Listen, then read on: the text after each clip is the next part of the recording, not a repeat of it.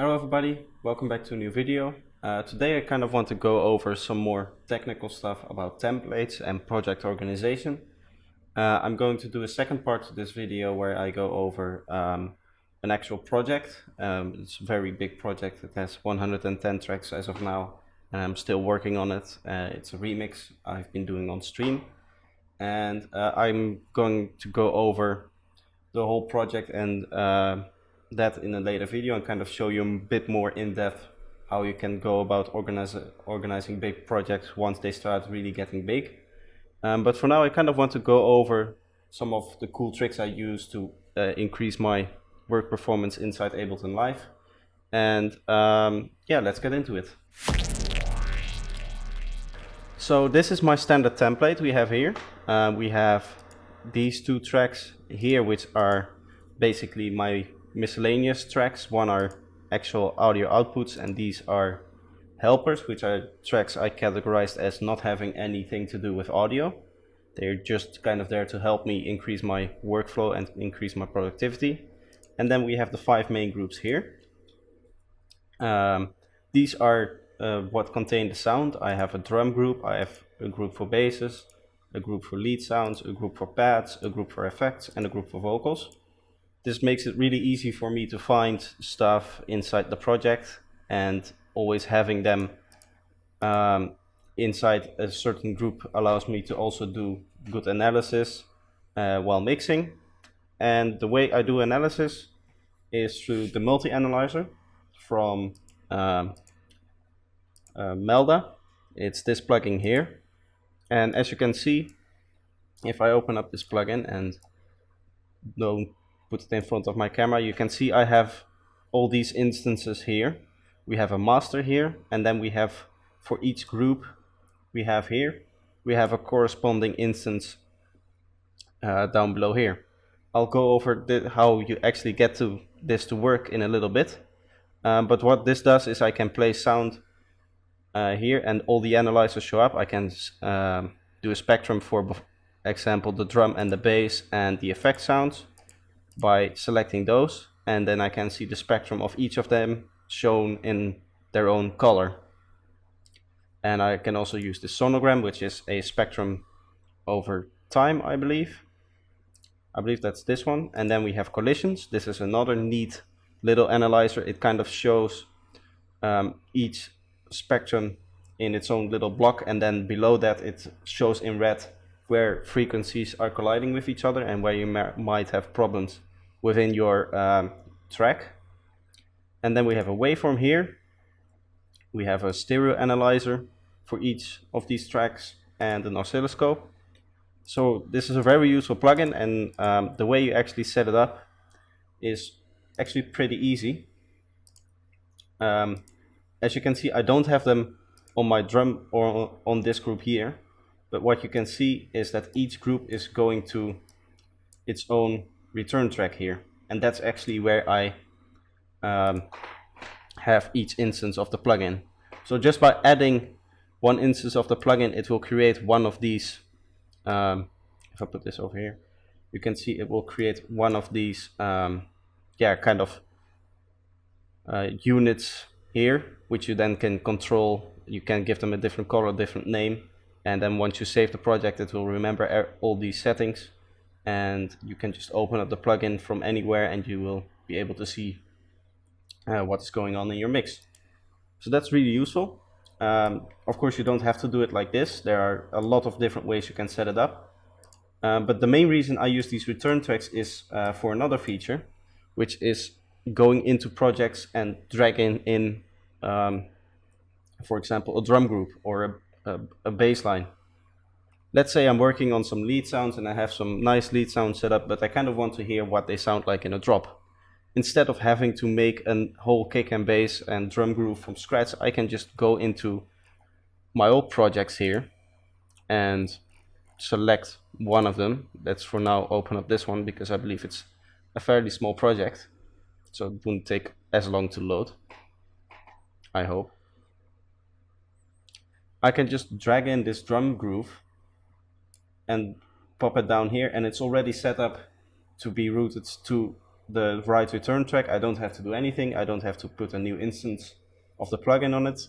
If I were to have an instance of the plugin on each of these, it would show up twice, which is not what I want. So that's why I use the return tracks. It's a very easy way to just import something and it already being routed to the right place and have it work flawlessly without me having to change any buttons. I can just press play and it will start playing, and it will also show up in the analyzer just the way I expect it to be. So let's take a little bit of a closer look to this return track, these return tracks. As you can see, they all go to the master out. They aren't actually going to this master output. And that's because I don't master on this channel. I only analyze it, and I have a limiter if I need it, for if I'm doing some crazy sound design for which it might start clipping really badly and I want to protect my speakers or my ears, which are more important, to be honest. This limiter allows me to just turn it on and start doing that. But I never master here.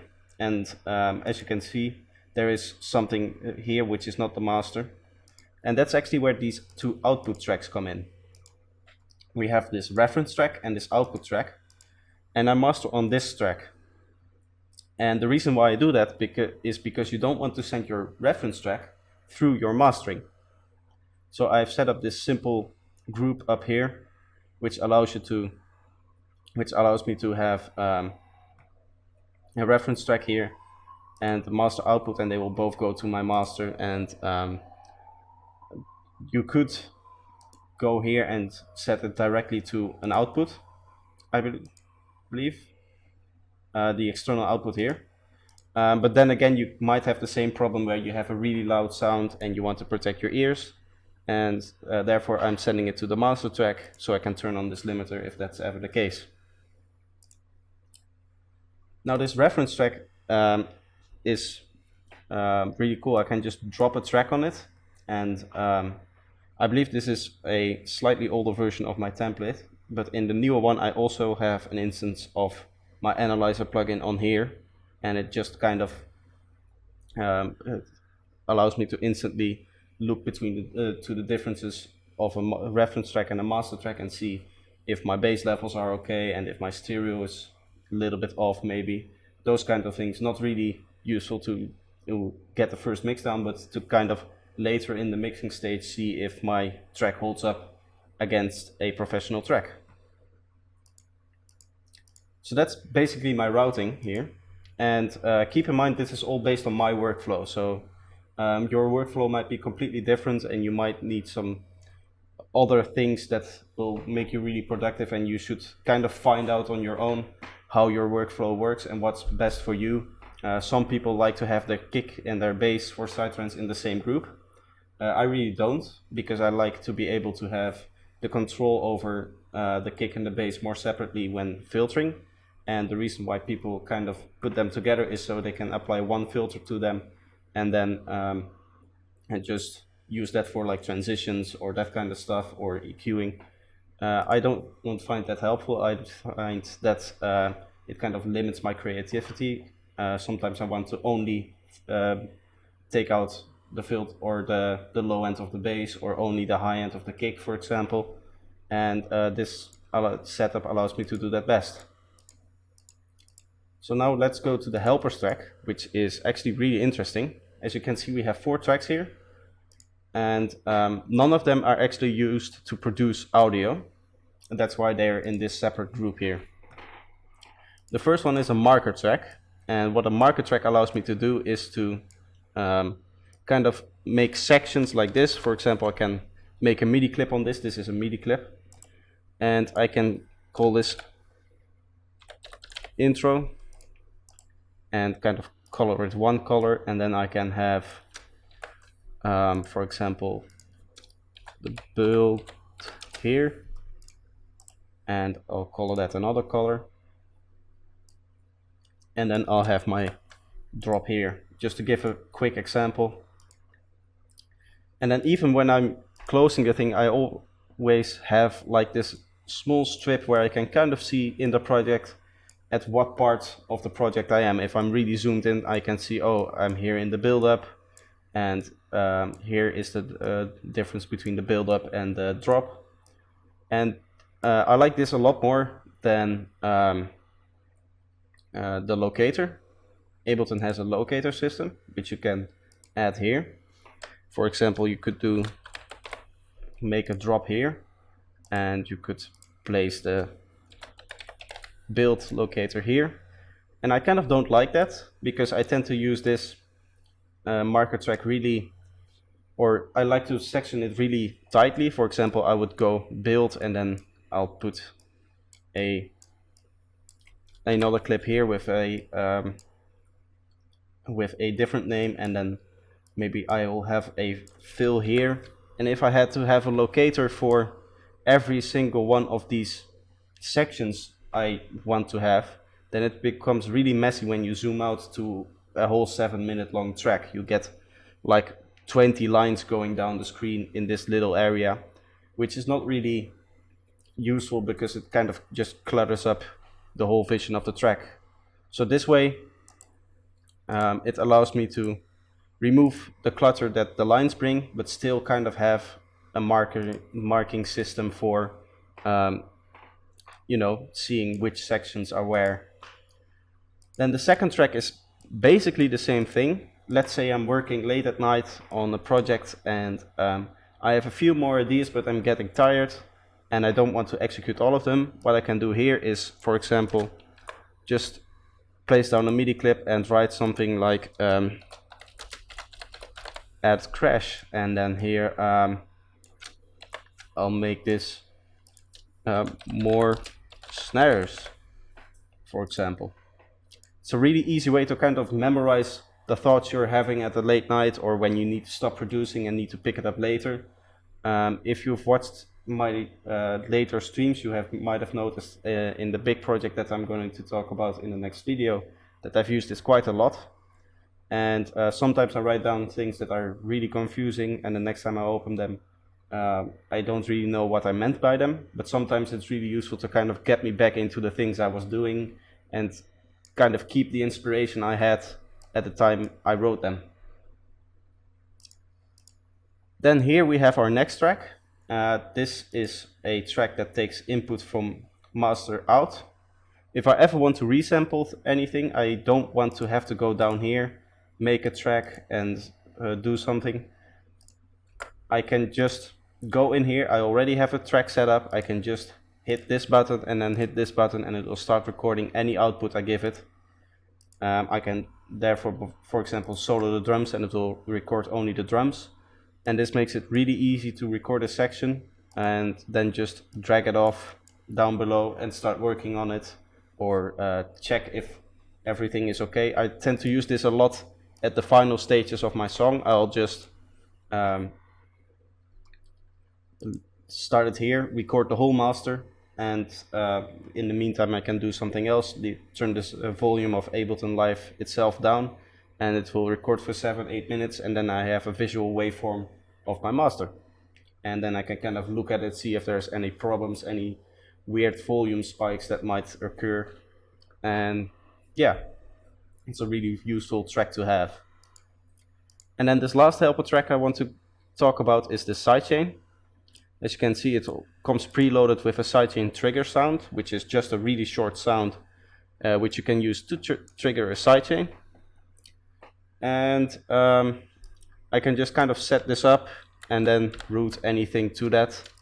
It is set up already, and I don't have to make a sidechain. It's also set up so you don't have an output, so everything is already taken care of in that regard. Then a little bit more closer to my workflow, let's dive into some actual single tracks instead of this whole template here. As you can see, each track has a number, and then after that it's followed in all caps unnamed. That means that I haven't given the track a name yet, obviously. What I tend to do in bigger projects, once it starts getting really big, around 70 to 80 tracks, sometimes a little bit later, and sometimes I completely forget. But what I tend to do is I tend to give everything a name to identify it, just so I can look in if I need to work on a specific sound and I don't really remember where it is. I can always look at here and I will see descriptions of the sounds that I'm looking for, and yeah, kind of go from there. For example, if I want to add an impact to a section, I can go through my effects and see, do I already have an impact? If not, I can make a new track, and if so, I can try to see if the impact I already have works for that section.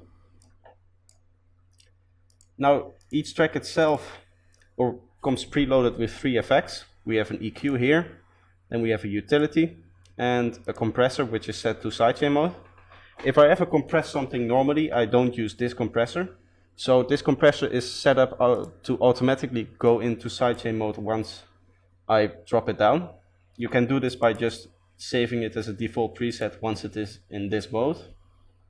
And this allows me to really quickly just select the chain and dial in some values and go from there.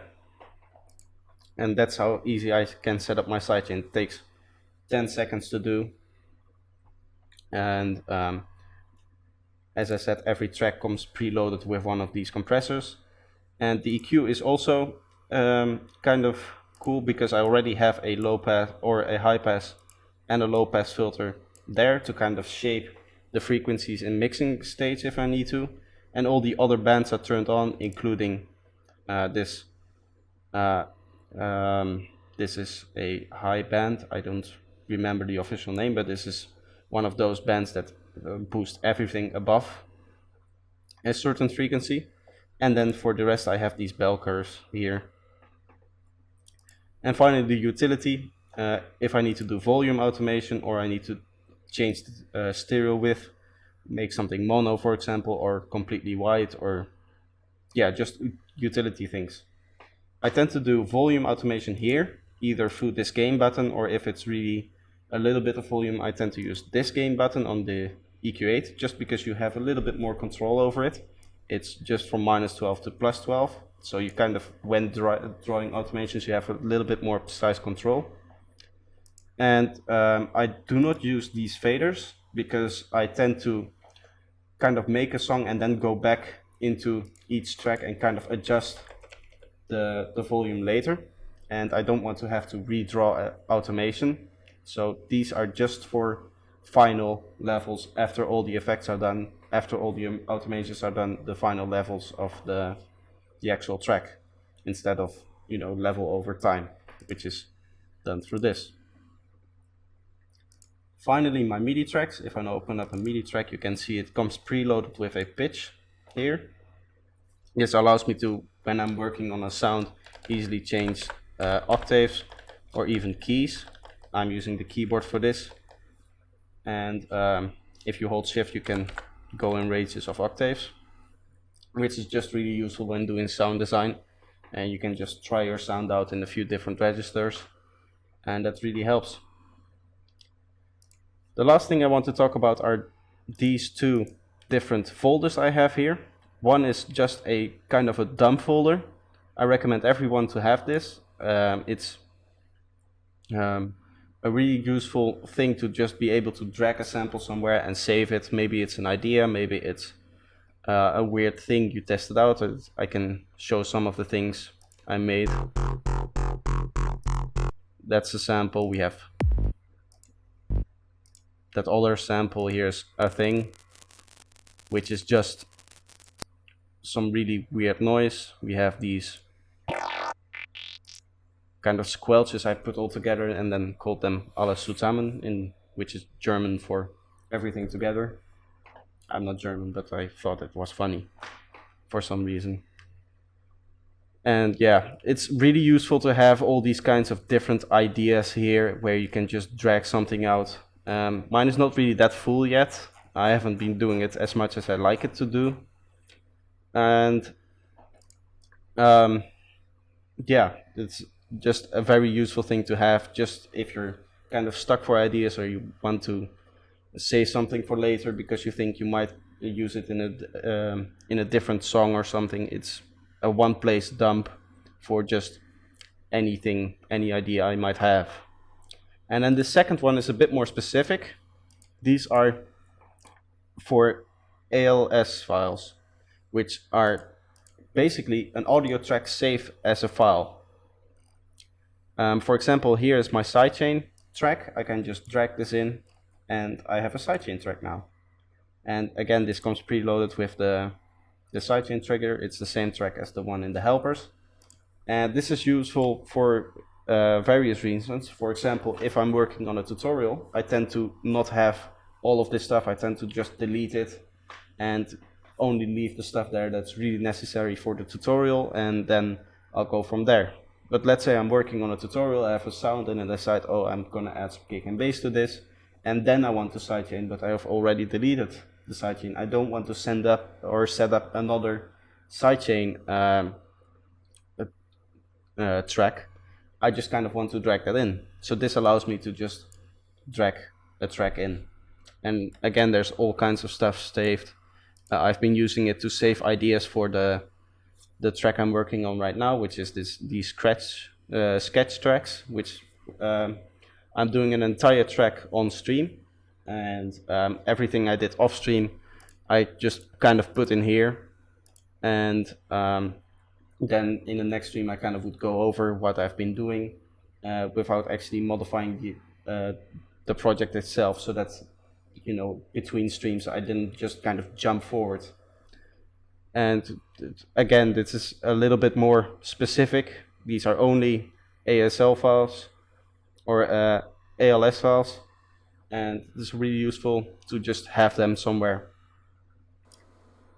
I hope this helps you improve your workflow and kind of gives you an idea of what my workflow looks like, and maybe it inspires you to kind of work on your own.